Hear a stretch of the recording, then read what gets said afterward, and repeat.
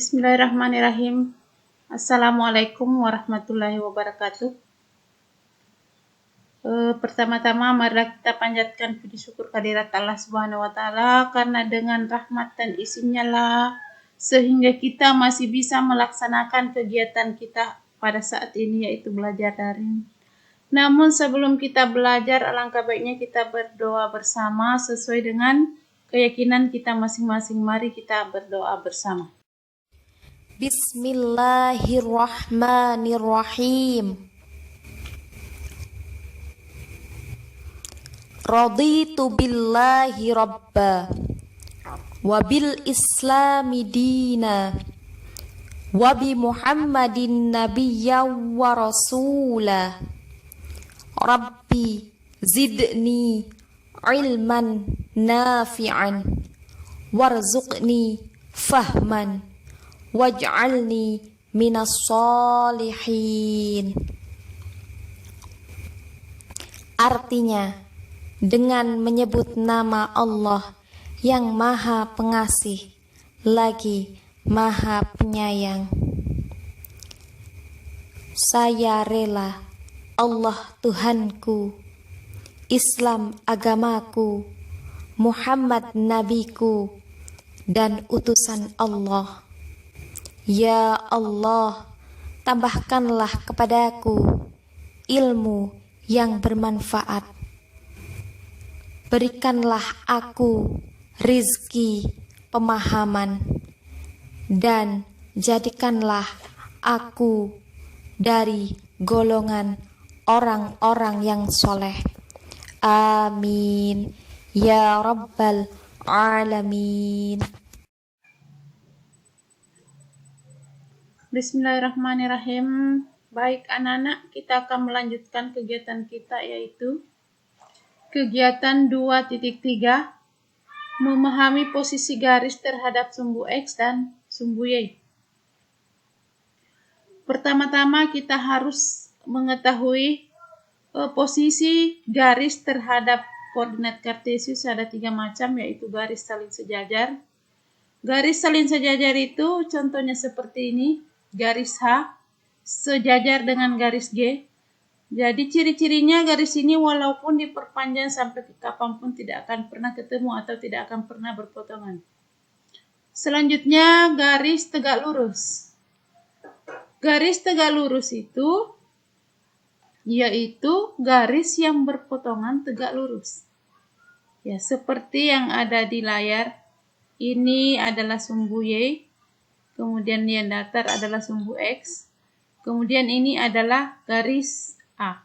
Garis A ini berpotongan tegak lurus dengan sumbu X dan garis G.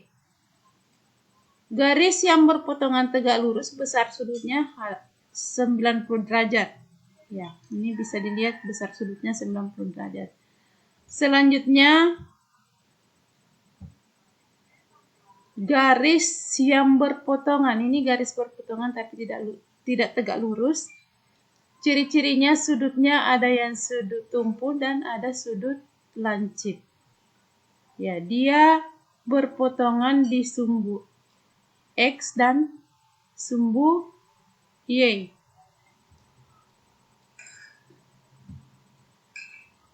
Selanjutnya perhatikan garis L, garis M dan garis N pada koordinat kartesius di bawah ini terhadap sumbu X dan sumbu Y. Perhatikan anak-anak, ini adalah sumbu Y. Garis yang berwarna hitam ini, yang vertikal adalah sumbu Y, kemudian yang horizontal ini adalah sumbu X. Kemudian di sini ada garis L1. Perhatikan yang warna biru ini adalah garis L1, L2, L3, dan L4. Nah, kita mau tahu bagaimana kedudukan garis L1 terhadap sumbu X. Ya. Garis L1 terhadap sumbu S itu adalah sejajar. Ya. Kalau sejajar dengan sumbu X, pasti dia berpotongan dengan sumbu Y. Ya. Di sini besar sudutnya 90 derajat, berarti dia berpotongan tegak lurus. Begitu juga dengan garis L2 dan garis L3 dan L4. Semua garis L1, L2, L3 dan L4 sejajar dengan sumbu X dan tegak lurus terhadap sumbu Y. Jadi harus diingat anak-anak, kalau dia sejajar dengan sumbu X, pasti dia tegak lurus terhadap sumbu Y. Berikutnya,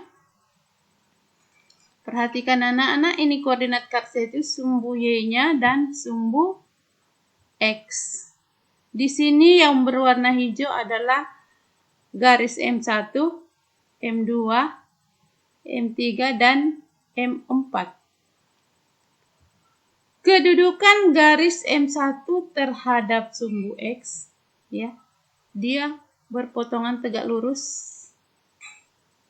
Kemudian terhadap sumbu Y, ya, perhatikan ini sumbu Y-nya yang vertikal, garis M2, M1 berarti dia sejajar. Berarti M1, M2, M3, M4 sejajar dengan sumbu Y dan berpotongan dengan sumbu X. Selanjutnya, di sini ada garis N1 dan garis N2. Ini adalah sumbu Y dan garis ini adalah sumbu X. Ya. Garis N1 dan garis N2 berpotongan di sumbu Y, tapi dia tidak tegak lurus. Jadi dia hanya berpotongan. Ya, ini ditandai dengan besar sudutnya, ini sudut tumpul dan ini sudut lancip. Ya.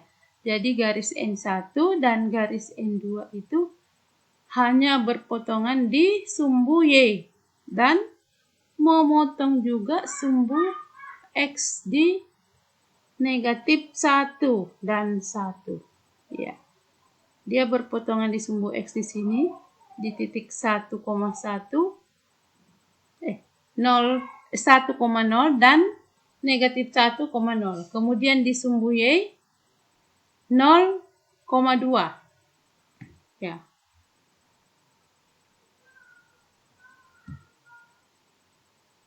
Kesimpulannya, ini kesimpulan ada di buku paket anak-anak. Anak-anak sekalian bisa baca sendiri. Kemudian kita latihan. Ayo kita berlatih 2.3. Nomor 1 dan nomor 3 Ibu sudah kerjakan. Ini jawaban dari nomor 1, gambar dari nomor 1. Garis L, ini adalah garis L. Kemudian dia berada 5 satuan di sebelah kanan sumbu Y. Berarti kedudukannya dia sejajar dengan sumbu Y dan tegak lurus dengan sumbu X. Selanjutnya untuk nomor 2 anak-anakku kerjakan sendiri.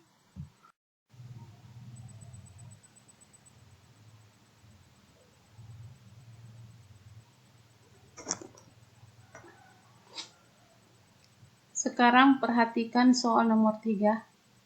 Jika ada garis A melalui titik 4,5 dan titik 4,-5, bagaimanakah kedudukan garis tersebut terhadap sumbu X dan sumbu Y?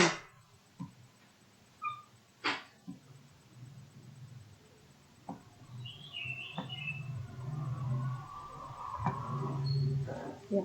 Sekarang perhatikan gambarnya anak-anak. Titiknya berada di 4,5. Berarti X-nya 4, Y-nya 5. Berarti dia ada di titik ini. Kemudian X4, Y negatif 5 berada di sini. Kemudian kita buat garis. Bagaimana kedudukan garis ini terhadap sumbu Y dan sumbu X? Sekarang perhatikan. Terhadap sumbu Y dia sejajar. Terhadap sumbu X dia tegak lurus karena besar sudutnya 90 derajat. Berarti kedudukan garis ini sejajar dengan sumbu Y dan tegak lurus dengan sumbu X. Ya. Jadi ini bisa ditulis kedudukan garis A terhadap sumbu X adalah berpotongan tegak lurus. Kedudukan garis A terhadap sumbu Y adalah saling sejajar. Ya. Sekarang anak-anakku sekalian menu 2 dan nomor 4 setelah ditulis dipegang seperti ini gambarnya, kemudian dipoto, kemudian dikirim ke WA-nya ibu. Ya. Jadi gambar yang sudah dikerjakan dibuka, dipegang seperti ini, dipoto, kemudian berfoto dengan pekerjaannya, kemudian dikirimkan ke WA-nya ibu untuk mengambil nilai untuk bab 2 ini.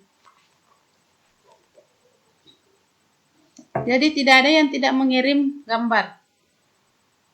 Untuk minggu depan kita akan ulangan harian.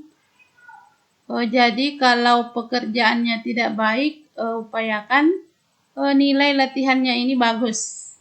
Jadi semua harus mengirim foto ya anak-anak. Belajar.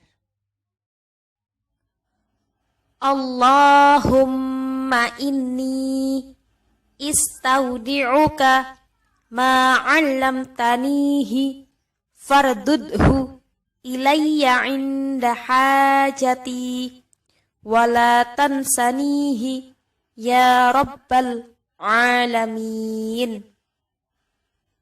Artinya, ya Allah, sesungguhnya kutitipkan kepadamu apa yang telah Engkau ajarkan kepadaku, maka kembalikanlah dia kepadaku di saat aku membutuhkannya. Janganlah Engkau buat aku lupa kepadanya, wahai Tuhan pemelihara alam.